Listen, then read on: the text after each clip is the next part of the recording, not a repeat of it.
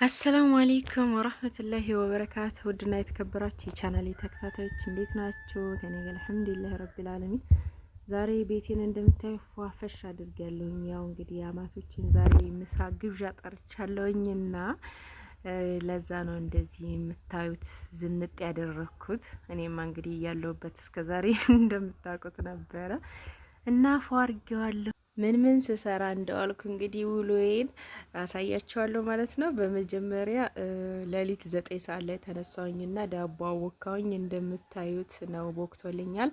ከዛ ጧት ደግሞ ፈጅርን ሰገድኩኝና የልጄን ቁርስ ከሰራራሁኝ በኋላ ያው ዛሬ እንደምታውቁት እሁድ ነው፣ ትምህርት የመጀመሪያ ቀናቸው ነው እና ፓስታና ዳቦ ፍርፍር ነው የሚወስዱት።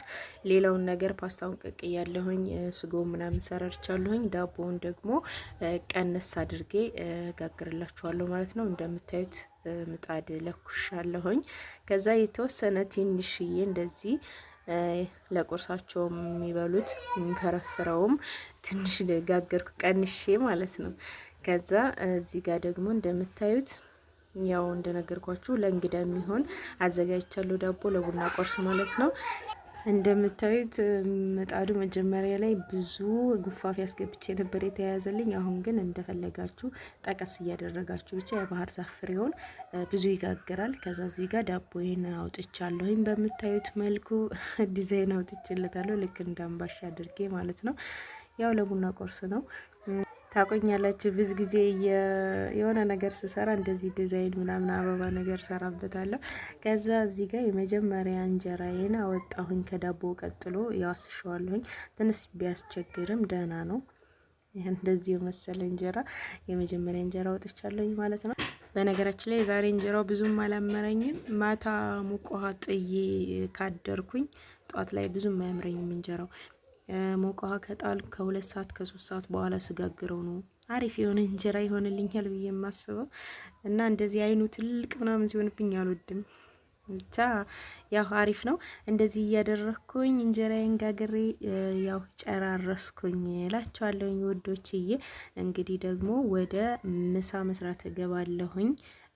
ያው መብራት የለም እንግዲህ በከሰል ነው የምሰራው። እንደምታዩት ከሰል አያይዣለሁኝ። እዚህ ጋር ሽንኩርቴን እያበሰልኩኝ ነው። 2 ነገር እሰራለሁ ብዬ አስቤያለሁ። ስለዚህ ሌላ ከሰል ደግሞ ላያይዝ ነው። እዚህ ጋር ሽንኩርት እያቁላላሁበት እያበሰልኩ ነው። የሚገርማችሁ ነገር ስጋውን ጥጄዋለሁኝና እሱን በስቶቭ ነበር የጣድኩትና ያው መብራቱ ጠፋብኝ። እሱን በዛ ነበረ እና እሰራለሁ እያልኩኝ መብራቱ ሄደ። ይህን ሰሞን ደግሞ ሄድ መጣ እያለ ነው፣ ለምን እንደሆነ አላውቅም። የእንጨት ጣውላ ተጠቀሚ እያላችሁ የነበረ እንግዲህ ሁላችሁ በእናንተ አስተያየት የእንጨት ጣውላ ተጠቅሚ ያለው ውዶችዬ፣ በዚሁ አጋጣሚ ከልባ አመሰግናለሁኝ። እዚህ ጋር ሽንኩርቴ በደንብ በስሎልኛል። ከዛ በርበሬን ጨምራለሁ። ሶሪ መጀመሪያ ግን ዘይት ጨምሬ ያለሁኝ። ያው ቶሎ ቶሎ ለመስራት ስለፈለኩኝ ብዙም አልቀረጽኩም። የሚገርማችሁ ነገር እየተጣደፍኩኝ ነበርና ያው ብቻዬንም ስለሆንኩኝ የሚያግዘኝ የለም ታውቃላችሁና ለዛ ነው ቶሎ ቶሎ እንድሰራ እንትና እያልኩኝ ነበር። የተጣደፍኩኝ ስለነበር መቅረጹን ሁላ እየረሳሁት ነበረ። እና በዚህ ወራት ደግሞ የሚገርማችሁ ነገር የቀኑ ክፍለ ጊዜ ቶሎ ቶሎ የሚፈጥነው በጣም ማለት ነው፣ በጣም ነው የሚሄደው። እና ለዛ መቻኮል ስለነበረብኝ ለምሳ ስለሆነ የጋበዝኳቸው እና ለዛ ነው ቶሎ ቶሎ እየሰራሁኝ መቅረጹን ያረሳዋለሁኝ። እና እዚህ ጋር እንደምታዩት መቅሎዬ ብስል ብሎልኛል። በደንብ ሆኖ ሰዓት ፈጅቷል እና ክሽን ብላ መቅሎዋ በስላልኛለች። አሁን ስጋዬን ጨምራለሁ ማለት ነው። ስጋውን እንደነገርኳችሁ ስቶቭ ላይ ጥጄው ነበረና እንደዚህ በስሏል። የተወሰነ ነው የሚቀረው እና እዚህ ጋር ደግሞ አብሮ በደንብ ብስል እንዲል አድርገዋለሁኝ። በምታዩት መልኩ ሁሉንም ጨምሬያለሁኝ። የሚከታተፈውንም ከበሰለልኝ በኋላ ነው የከተፍኩት። ስጋ በነገራችን ላይ መጀመሪያ ካበሰላችሁት ስትከትፉትም አሪፍ ነው፣ ጣዕሙ ሁሉ ደስ ይላል። የኢትዮጵያ እንግዲህ የእናቶቻችን አሰራር ነው። እዚህ ጋር ደግሞ እንደምታዩት ሩዝ ሰርቻለሁ። ይሄ ሌላ ከሰል አያይዤ ማለት ነው።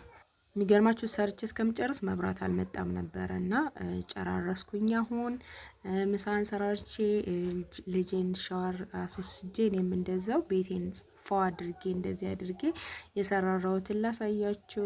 ሩዝና ያው ቀይ ወጥ ነው የሰራሁት። ትንሽ አሞኝ ነበር። ከዚህ በላይ መስራት አልቻልኩም ብዙ እና ይሄን ሁለቱን ሰርቻለሁ። ያው እንግዲህ እሷም ከውጭ የመጣች ስለሆነች ሩዝ ያስፈልጋል ብዬ ሩዝ እንደዚህ ሰርቻለሁኝ።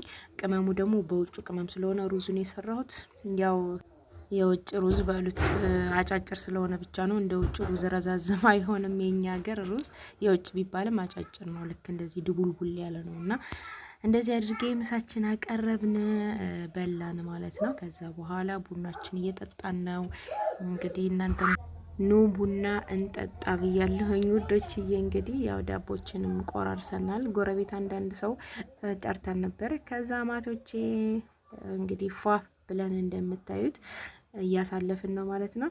እዚህ ጋር የሚጨሰው ጋቻው ማለት ነው። ወላሂ ለቤት ካልሆነ በስተቀር አላጨስም። የሚገርማችሁ ነገር ከዚህ በፊት የሆነ ቪዲዮ ሰርቼ ነበረ። ደሴ ላይ አንድ ሲኒ 2 ሲኒ ቡና አዛችሁ ጭስ አብሮ ይመጣላችኋል እና ያ ነገር ገርሞኝ ነበረ። ቤት ላይ እንደዚህ ሲሪሞኒ የቡና ካዘጋጃችሁማ ጭስ ብታደርጉም እሺ ያኒ ሌላው ነገር ስለተፈራረሸ ያምራል አንድ ላይ ማለት ነው። ነገር ግን አንድ ስኒ ቡና አቅርባችሁ ከዛ ማጨሻ ሲሆን በጣም አስገርሞኝ ነበርና ለዛ ነው ያው አንቺም እዚህ ጋር ጭሰሻል ምናምን ስላላችሁኝ ነው። እና ሰው ሲመጣባችሁ እንደዚህ ጨስ ሲል ታውቃላችሁ እኮ አረብ ቤት ራሱ እንግዳ ሊመጣ ሲል ቤቱን ብኹር እናደርጋል አይደለ? ልክ እንደዛ ነው የምጠቀመው ማለት ነው። የሆነ የጨሰ ጥሩ መዓዛ ሲኖረው ቤታችሁ በጣም ቆንጆ ነው እና ለዛ ነው። ይህንን ይመስላል እንግዲህ ቡናችን ፈሽ ብለን እየጠጣን ነው። በነገራችን ላይ እንደዚህ ሰብሰብ ስትሉ ከአማቶቻችሁም ጋር ይሁን ከቤተሰብ ጋር ይሁን ሰብሰብ ብላችሁ ጥሩ ጊዜ ታሳልፋላችሁ ቡና ላይ ምናምን እና ቡና ከጠጣችሁ በኋላ የምታወሩት ወሬ ያለ ምናምን ብቻ ደስ ይላል። እንደዚህ አይነት ነገሮች እና መሰባሰብ አንዳንድ ጊዜ ግድ ነው እና ለዛም ነው ውዶች። ይህንን ይመስላል።